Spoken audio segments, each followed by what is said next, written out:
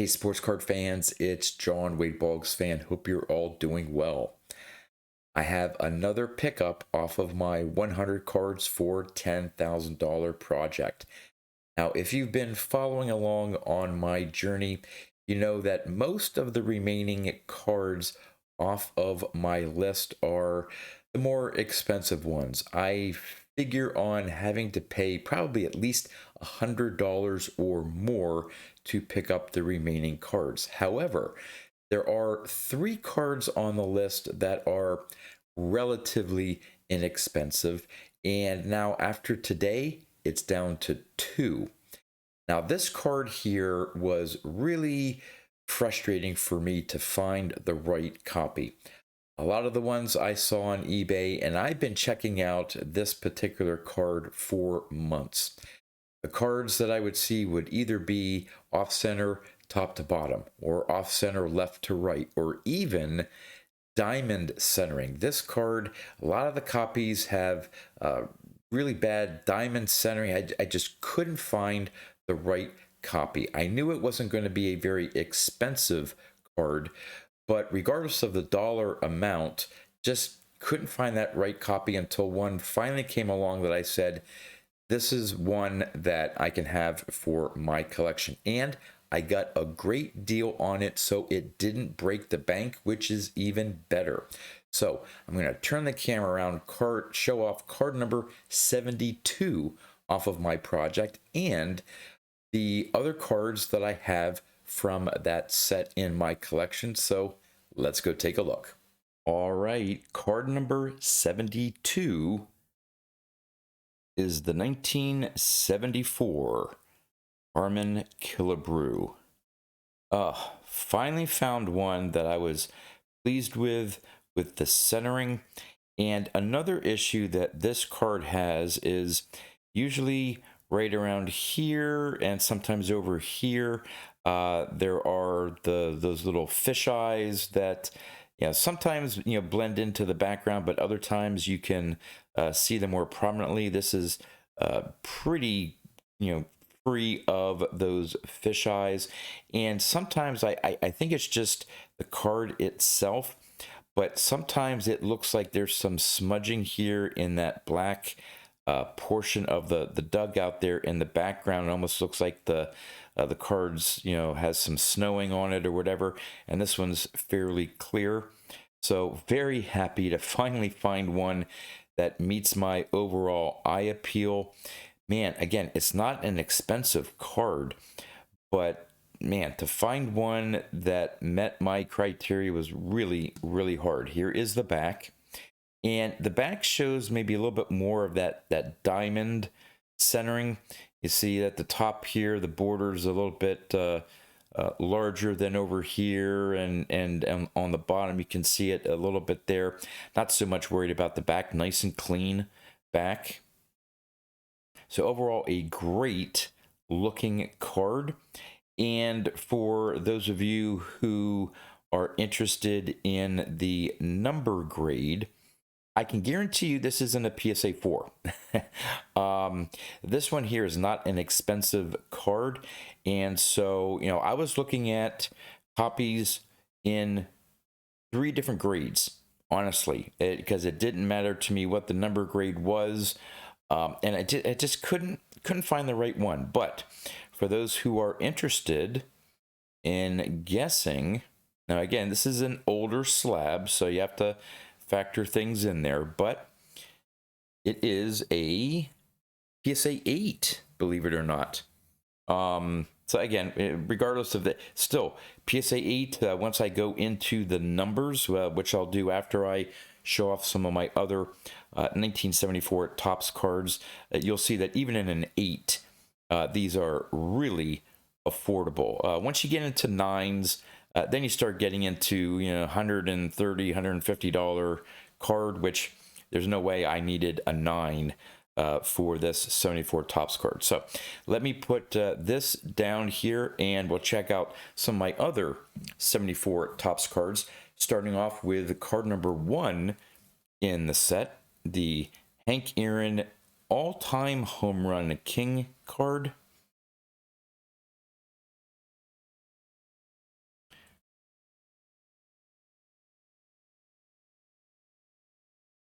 Then I have this great looking Johnny Bench.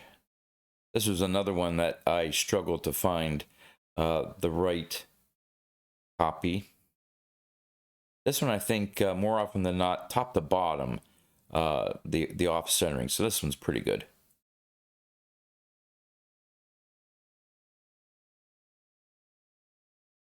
Then we have the Nolan Ryan.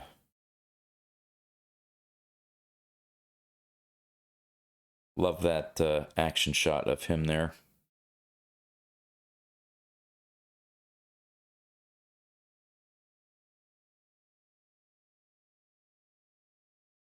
Next, another pitcher, Jim Palmer.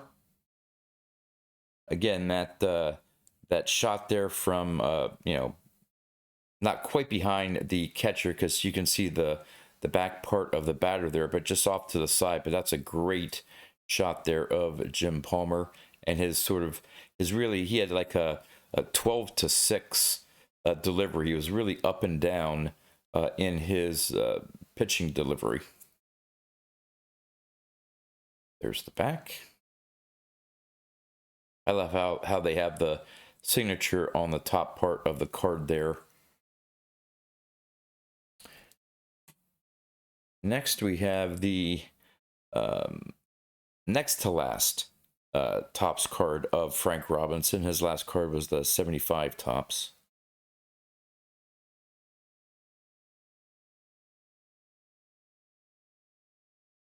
I'm a little bit more lenient on the backs of some of these 74s. I'm just happy to get the fronts really, really nice. And this, oh, I just love this next card, the Tom Seaver.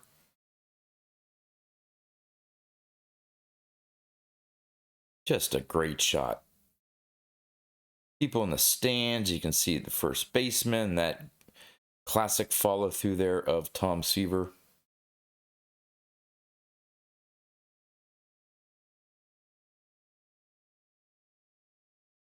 Then another great card, great action shot, Carlton Fisk.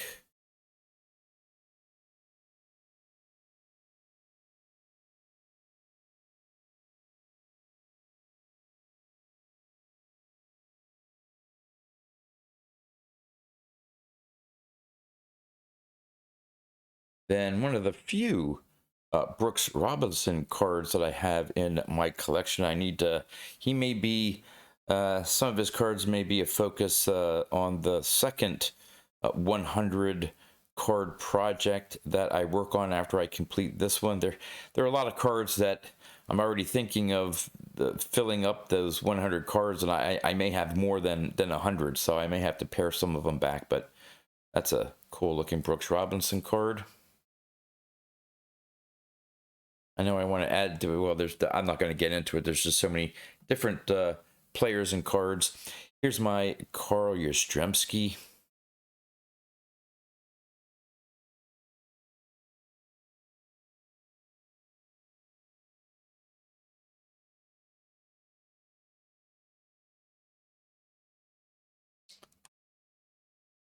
Then now part of my 70s complete run of Pete Rose cards.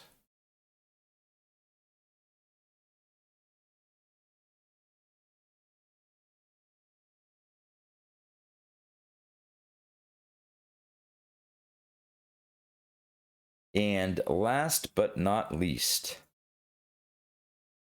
Thurman Munson. Love that mustache.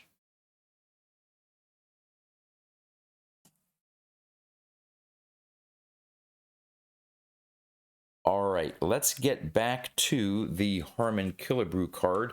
And as I always do, go over the numbers here so you can follow along not only just the progress of me picking up the cards, but where I am with my ultimate goal of spending as little, as much under $10,000 as I can to acquire these 100 cards. So on my list, my original list, I actually had it a PSA 8 copy.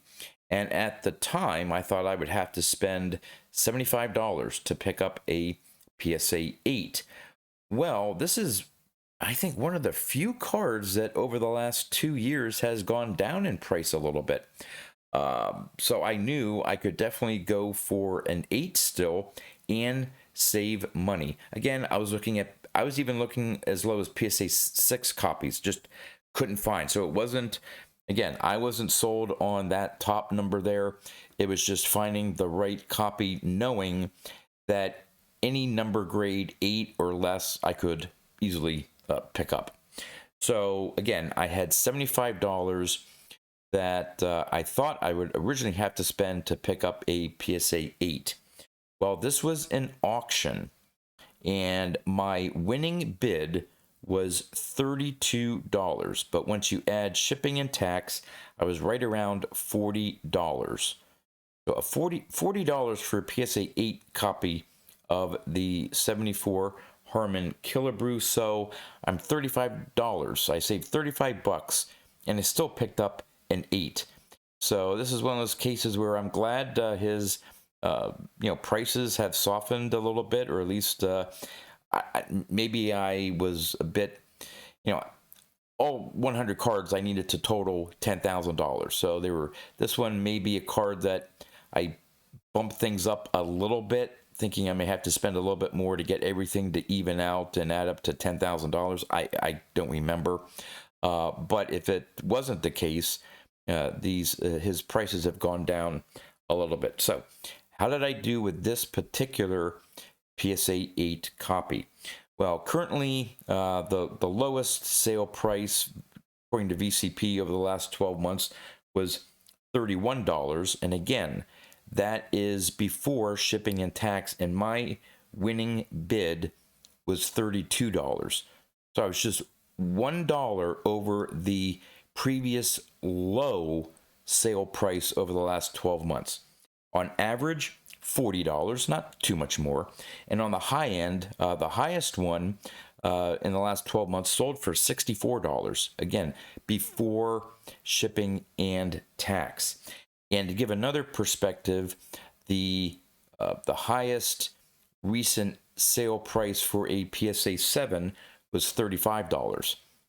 So again, my winning bid of $32 was even less than the recent high for a PSA 7 copy. So again, we're not talking about big bucks here between the low and the high and the average and all that stuff, but still really happy with what I had to pay for this card, but more importantly, the actual copy of the card that I got. We'll take a look at the back here a little bit more as I go over the totals now that I have 72 cards off from my project. So for those 72 cards, I originally estimated that I would have to spend $6,755. Well, for those 70 cards, I've only spent $4,090. So I am $2,665 to the good. And now with this pickup of the 74 Topps Harmon Killebrew, I am only 3 cards short of completing his Topps Playing Days run. I need his 58 Topps card, his 63, and his 71. Now I think his 63 is in the high number series, and so that's one I know I'm going to have to pay a decent amount for. The 58, man, the centering on those 58s just are horrible. So to try to find the right copy, budget friendly, that could be a challenge. And of course the 71 with the black border and the trying to find a decent centered copy. So it may be a little while until I can complete the Killebrew run. But yeah, would love to know what you think about this copy here and the other 1971 Topps cards I have in my collection. And with that, that's all I have for you. So until next time, thanks for watching.